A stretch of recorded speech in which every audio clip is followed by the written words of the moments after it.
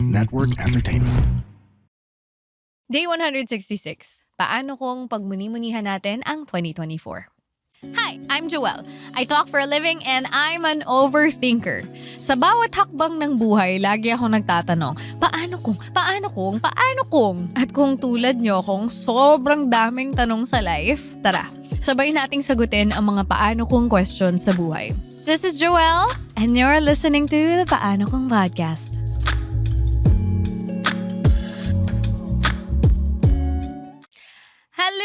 Hello, paano cuties? Kamusta ang puso? Here we are again. We have made it to the end of the year. I don't know if ako lang ang ganito, no? Siguro hindi kasi I'm sure there's no original idea anymore in life. Pero every time it's December, dun ko talaga pinaka nararamdaman na yung parang, oh my gosh, ang bilis ng oras. Where did time go? What did I do with my life? Ganon.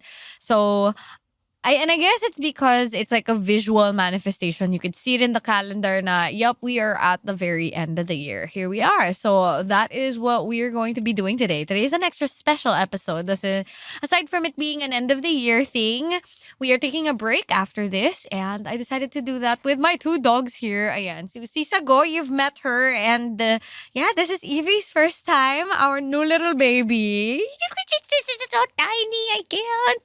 Liit-liit niya, ang cute niya. So yeah, they're here guesting. But yeah, I'm grateful for all of you guys and always just for letting me hang out with you guys in the background kung ano man ang ginagawa niyo sa buhay. So now, I wanted to look back on this past year together as a sentimental girly during the Tumblr era. Side kwento lang, no? Na nauso yung mga end of the year surveys. They would call it a survey that people would answer. And I guess ano siya, no? Parang bago nagsimulang mauso nung mga Facebook, Instagram, year-end realizations, yung mga year-end essays, we had Tumblr where we would answer these questions. So for 9 years straight, I committed to answering this one particular format. So every year, I answered the same 20 to 30 questions that have helped me a lot, honestly, sa pag-reflect on the year that passed. So, and then it also gives me like an opportunity to put out some intentions sa universe, yung mga wishes and plans ko for the following year. And after 9 years of answering that consistently, life happened. I lost the habit of answering that. Pero parang maganda na siyang i-restart pero sa format na ng podcast, 'di ba? Total, napansin ko this is like the 3rd year end that we're doing this, and after, you know, it's nice to do like a year-end recap anyway. That's what we've been doing for 2023 and 2022. So, systemize na lang natin para maayos yung format every year. Oh, you barked. So, what makes this extra special, I think, is pwede mo rin itong sagutin on your own at the end of the episode. So, I will be asking these questions later. So, pwede nyo rin pagmuni-munihan din. I did mention a couple of episodes back no na magsi-season break na rin tayo. So, perfect na ito pang recap until I come back. So, paano kung pagmuni-munihan natin ang 2024? Let's talk about some awesome wins together sa podcast. First of all, ang saya-saya ko na na-push finally yung mga episodes with guests. Technically, I did my first guested episode in 2023 with Sho Suzuki. Pero this year, we had a guest almost each month, and that was super, super cool to do. I love that we were able to answer some of your Paano Kung questions and listening to their stories and how they survived their own Paano Kung situations. And in case curious kayo, yung top guested episode natin was my episode with Alec Cuenca, yung day 122, Paano Kung I'm Not Good Enough. And it was also super fun having my husband on some of the episodes then to talk about like getting married and stuff. And I'm just excited to talk to more people next year. Kung meron kayong mga requests, go lang. Let me know whose story you'd like to hear from. And ano din, special guest din pala itong mga asong to. Minsan pasulpot-sulpot sila. Another win, we got to work with some awesome brands who helped supported some of the episodes of my podcast. And actually, may nag-email sa akin a couple of months back. Sabi nila, nag-send siya ng mga feelings niya tungkol sa ads. And I understand na minsan kagulo magkaroon ng ads. Nakakagulat, no? Pag yung mga biglang, may ganon. I get it. But, I need to be frank with you guys. Hindi po tayo kumikita sa streams dito. Hindi siya per episode may piso, ganon. Ano to? 75% passion.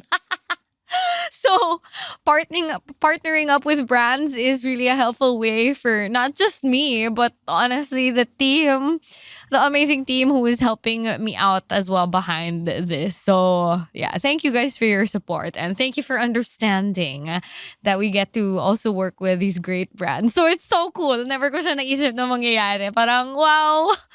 Just being able to work with some really fun brands. And last, probably the most special, we finally got to do live recordings. I got to meet some Paano Cuties here. Shout out kay Roan, no, na perfect attendance sa live recordings natin.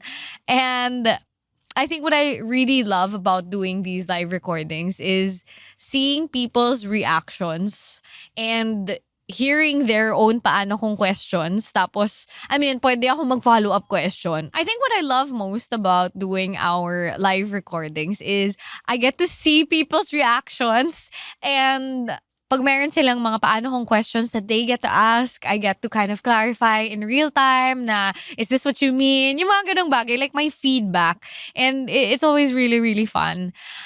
Yeah, I wish I could do more of that in the coming year as well. But yeah, that's why there's next year. And I hope to see you in the live recordings in 2025.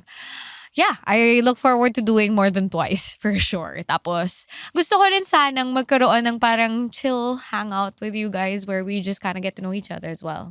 And in case you were curious, like me, sinearch ko na talaga yung mga top 3 most streamed episodes natin this 2024. So that was day 150, Paano Kung Nawala Ang Spark Ko Sa Buhay. Yun yung number 1. And then the second one is day 149, Paano Kung May Bago Na Siya. And day 152, Paano Kung Wala Akong Gana Lumande.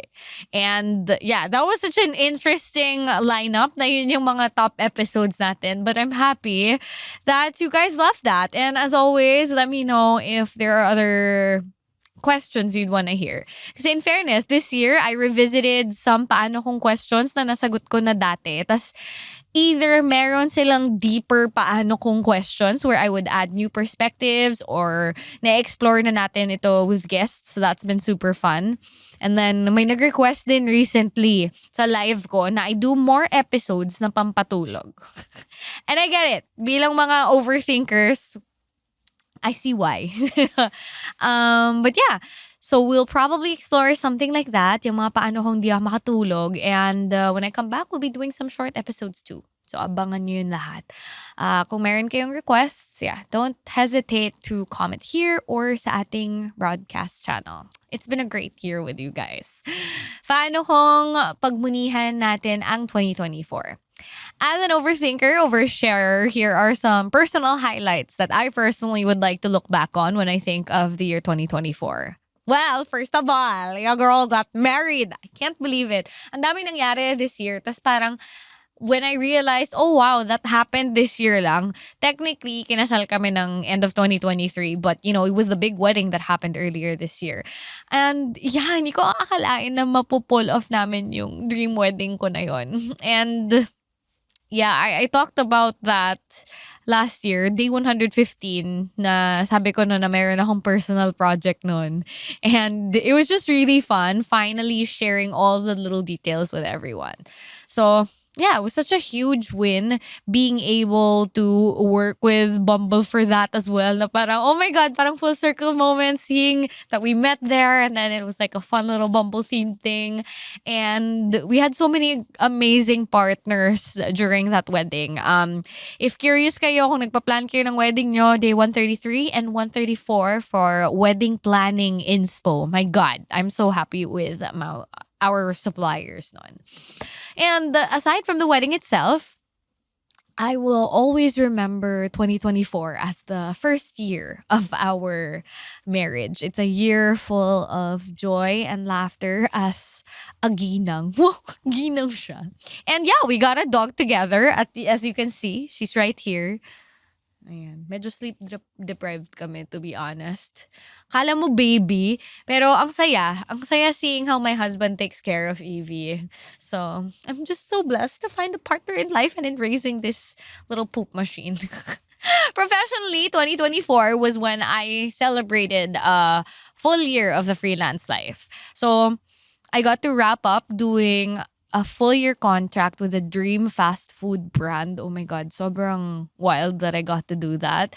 I was able to do a lot of workshops and talks on content creation, diba? So in fairness, let's go speaker teacher era. And voiceover wise, I'm still so grateful that I get to do some VO work kasi yun pa rin talaga yung masasabi kong consistent na quote-unquote trabaho that I just absolutely love doing. Kasi hanggang ngayon, I still wish I could keep doing that until I die. Yung ganon. Ganon pa rin siya for me. And yeah, next year, aside from voicing for commercials, I would really hope that I could voice in like a game or do another dubbing gig. Parang fun lang siya. I'm just gonna throw that into the universe.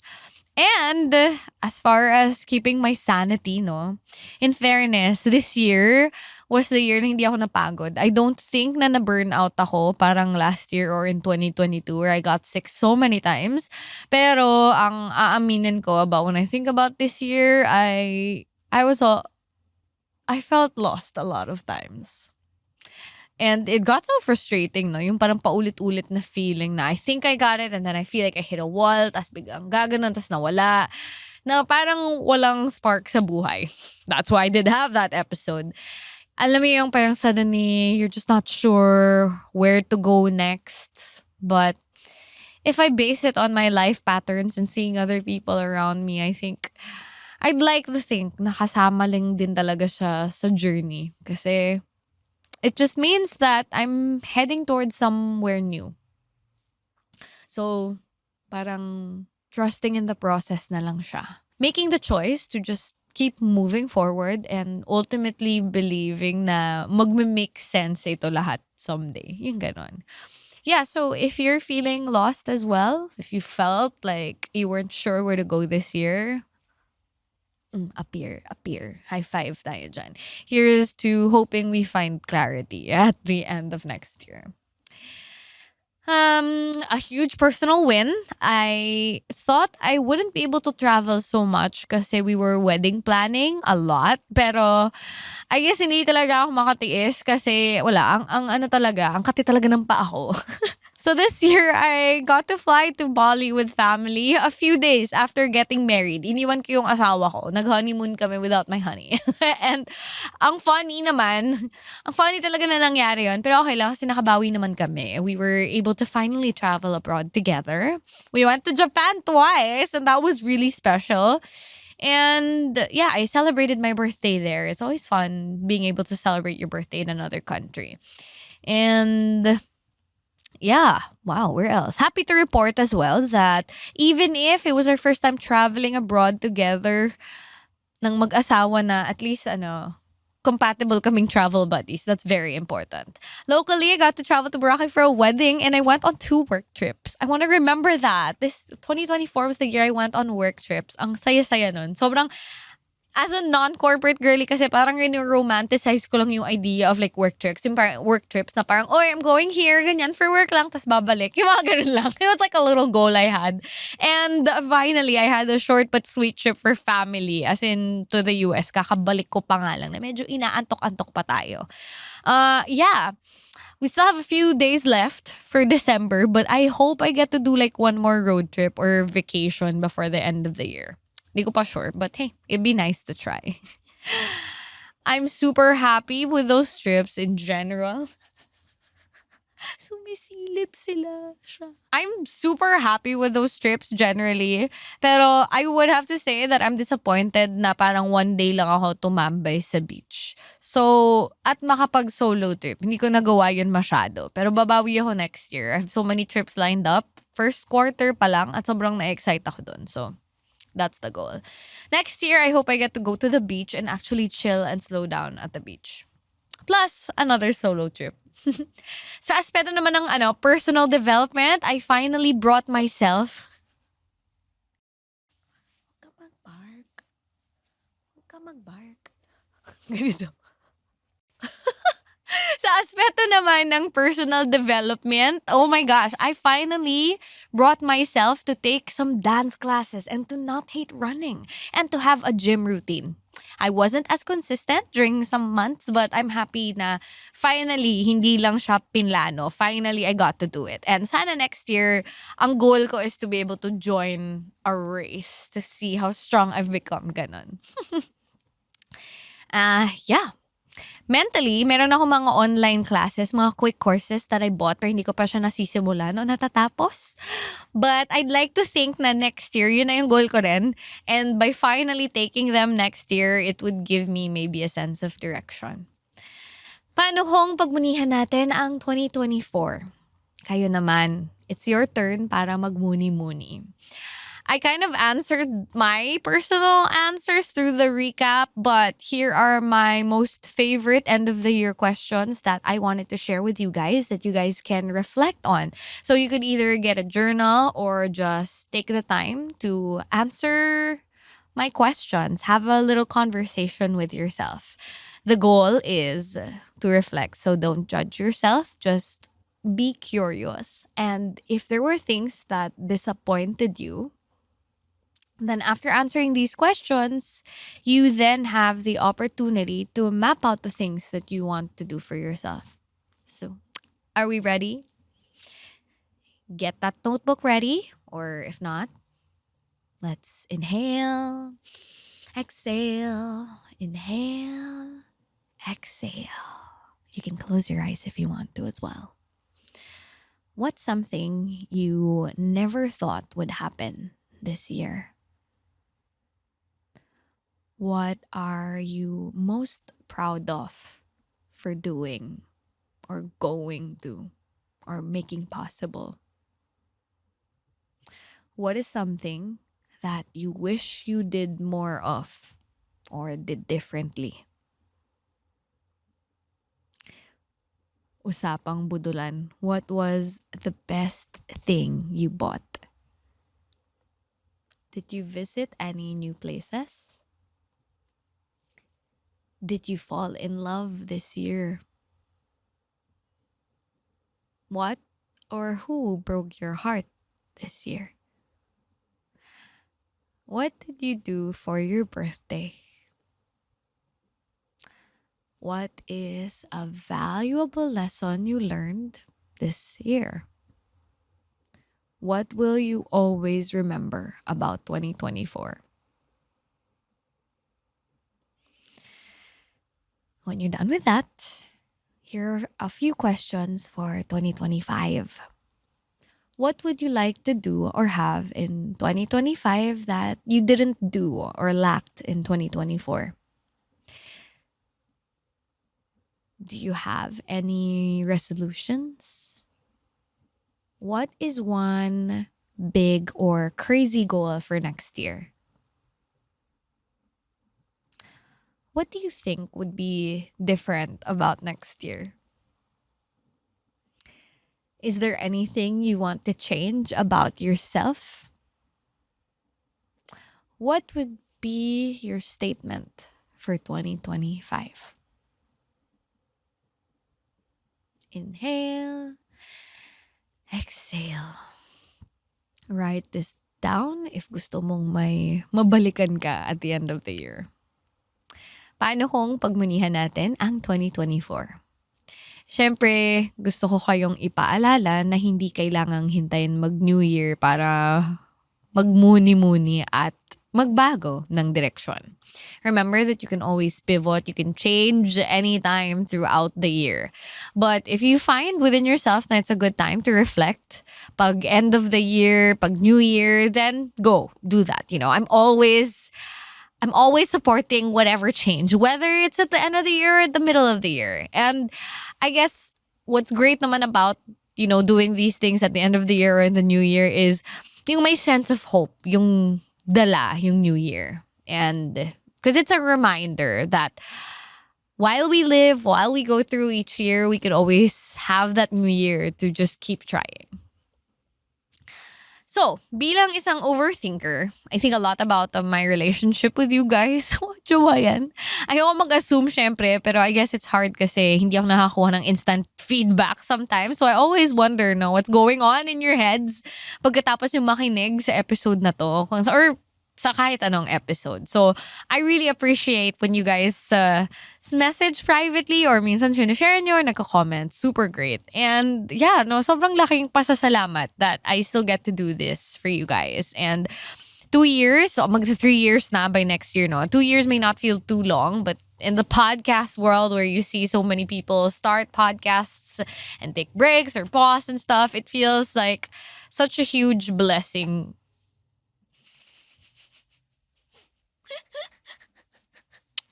It feels like such a huge blessing na nagagawa ko pa rin ito. And it's because of your Paano Kung questions, really. So, it's your listens, it's your support. Walang hanggang pasasalamat. So, yeah, the holiday rush is coming. And, ewan ko, parang November pa lang ang lalanan ng traffic. But I hope in the chaos and loudness and the brightness, you guys find the time to slow down. Yeah, so speaking of slowing down, here's a little idea for those of you who are maybe thinking of something, I don't know, unique, something more meaningful maybe for the holidays. UNICEF's got some special Christmas cards that you guys might want to check out. So for this year, they collaborated with Manny Baldemore. And oh my gosh, like I just gotta show these to you guys real quick. Ito yung mga illustrations niya. So you have these cards, these really beautifully designed cards. And I was thinking, actually, no, you could either write, as a words of affirmation girly, you could like either write letters to people that you care for, or yung mga questions natin dito, yung mga pinagmunihan natin, pwede mong isulat dito tas balikan, diba, at the end of next year. So yeah, so this year, si Manny Baldemore ang featured artist natin. So these are limited edition designs. For every donation of 1,000 pesos to UNICEF, guys, you get one box with 12 cards. So, ito na yung box na yon. So, ang dami. Ang daming pwedeng pagbigyan ng pagmamahal. Oh my gosh. So yeah, if you want your own, guys, you could head on over to their website. It's www.donate.unicef.ph for your cards. And you could also reach out to them on Facebook, UNICEF Philippines. Ang gaganda ng mga design, guys. So yeah, gets us into the Christmas spirit. Or they're also available, guys, on Lazada and Shopee. So they're all there. So a gift idea for you guys.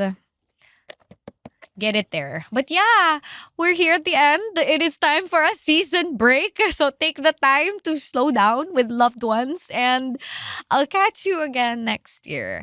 We're gonna be answering more Paano Kung questions, of course. And yeah, kung in case hindi nyo pa nagagawa, follow us right here. Hit the follow button, the notification bell na rin para boom, surprise when we come back. I'm also at Joelle OL everywhere. And for any Paano Kung questions na hindi ko pa nasasagot, I'm sure madami pa. You can head on over to healing.me/JoelleOL. But yeah, this is where we end for now. Kwentuhan ulit tayo soon. Always remember, may kasama ka lagi sa paghanap ng mga sagot sa mga paano kung sa buhay. You're valid, you're growing, and as you reflect on these last few days of 2024, be kind to yourself and celebrate the fact that, hey, we can thrive at 2025. Yun yung ano ko. Yun yung statement ko for 2025. Thrive at 2025. Cheers to continuously creating the kind of life and the kind of love we want.